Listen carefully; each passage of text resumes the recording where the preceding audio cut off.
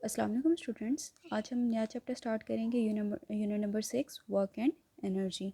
सबसे पहले हम देखते हैं हम इस चैप्टर में क्या पढ़ेंगे। जो की पॉइंट्स है इस चैप्टर के वो हैं कि वर्क क्या होता है, वर्क को हम कैलकुलेट कैसे करते हैं, एनर्जी क्या है, एनर्जी की टाइप्स, एनर्जी की forms, kinetic energy, potential energy की डेरिवेशंस, हम जो एनर्जी है वो कैसे एक फॉर्म से दूसरे फॉर्म में कन्वर्ट हो सकती है, आइंस्टाइन मैथ एनर्जी इक्वेशन, और हम एनर्जी इलेक्ट्रिसिटी कैसे जनरेट कर सकते हैं using different forms of energy, हम कैसे यूज़ कर सकते हैं।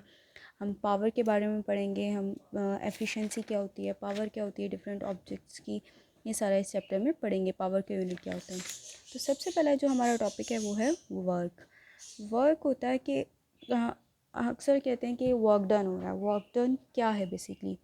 वर्क डन, अगर हम किसी ऑब्जेक्ट पे फोर्स अप्लाई करें और वो जो फोर्स की डायरेक्शन में वो ऑब्जेक्ट या बॉडी कुछ डिस्टेंस डिस्टेंस कवर करे तो इसे हम वर्क कहते हैं। यानी अगर किसी ऑब्जेक्ट के ऊपर फोर्स अप्लाई हो रही है और जिस डायरेक्शन में फोर्स अप्लाई होगी ऑब्जेक्ट उसी डायरेक्शन में डिस्प्लेसमेंट करता है, डिस्प्लेस करता है उस डायरेक्शन में, तो इसका मतलब है वर्क डन हुआ है।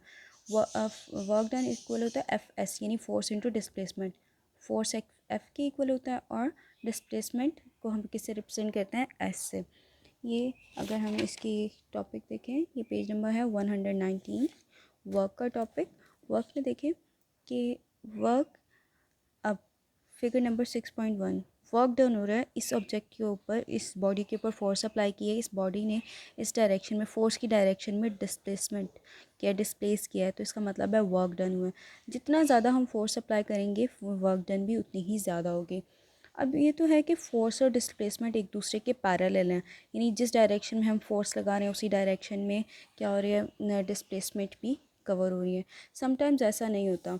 अगर फोर्स और डिस्प्लेसमेंट के दरमियान हम फोर्स किसी एंगल पे लगाते हैं, यानी अगर ये फिगर हम देखें, फोर्स अगर हम किसी एंगल पे लगाएं और फोर्स और डिस्प्लेसमेंट के दरमियान कुछ एंगल बन रहा हो, तो तब हम क्या करते हैं कि अब जैसे फोर्स और डिस्प्लेसमेंट एक दूसरे के पैरेलल नहीं है, फोर्स की डायरेक्शन चेंज है, यानी कुछ एंगल बन रहा है पैरेलल से। अगर हम इसको इसके कंपोनेंट्स में रिजॉल्व करें तो यहाँ पे कोई एंगल बन रहा है, फोर्स और डिस्प्लेसमेंट के दरमियान कोई एंगल हो, तो तब हमारे पास हम इसको क्या करते हैं, फोर्स को इसके रेक्टेंगुलर कंपोनेंट्स में रिजॉल्व कर लेते हैं।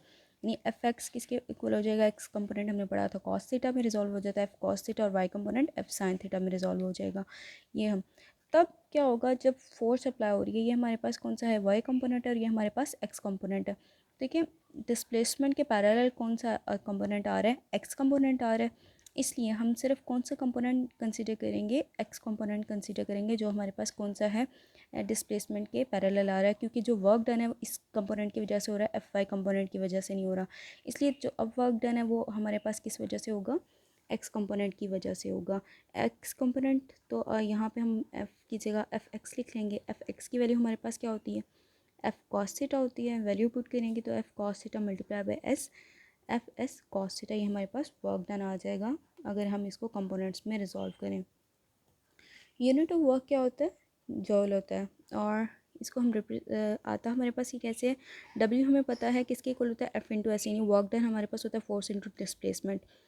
फोर्स हमारे पास क्या है? फोर्स का यूनिट न्यूटन होता है और डिस्प्लेसमेंट का यूनिट क्या होता है? मीटर, यानी न्यूटन मीटर। तो जॉल को हम कैसे डिफ़ाइन करते हैं कि अगर हम 1 न्यूटन की फ़ोर्स किसी ऑब्जेक्ट पे अप्लाई करते हैं और वो ऑब्जेक्ट 1 मीटर का डिस्टेंस कवर करता है, ये डिस्प्लेस होता है 1 मीटर, तो इसका मतलब है कि वर्क डन कितना है? 1 जॉल है। तो ये 1 जॉल की डेफिनेशन है कि the amount of work done is 1 joule when a force of 1 newton displaces a body through 1 metre in the direction of force. यानी 1 जॉल हमारे पास किसके इक्वल हो जाएगा? न्यूटन मीटर के।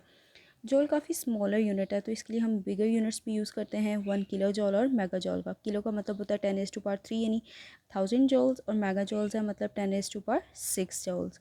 ये हमारे पास इसके यूनिट्स हैं। ये हमारे पास शॉर्ट में डेफिनेशन भी आती है और MCQs में भी आता है हमारे पास।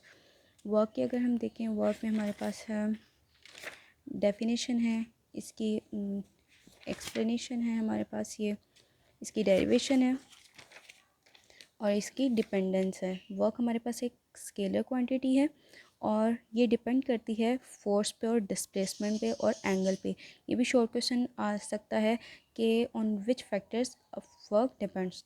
तो ये भी इसका आंसर है कि फोर्स तीन चीज़ जो वर्क है वो तीन चीज़ों पे डिपेंड करती है। वर्क डन, एक फोर्स पे, दूसरा डिस्प्लेसमेंट और तीसरा एंगल बिटवीन देम। तो ये हमारे पास आज का लेक्चर था।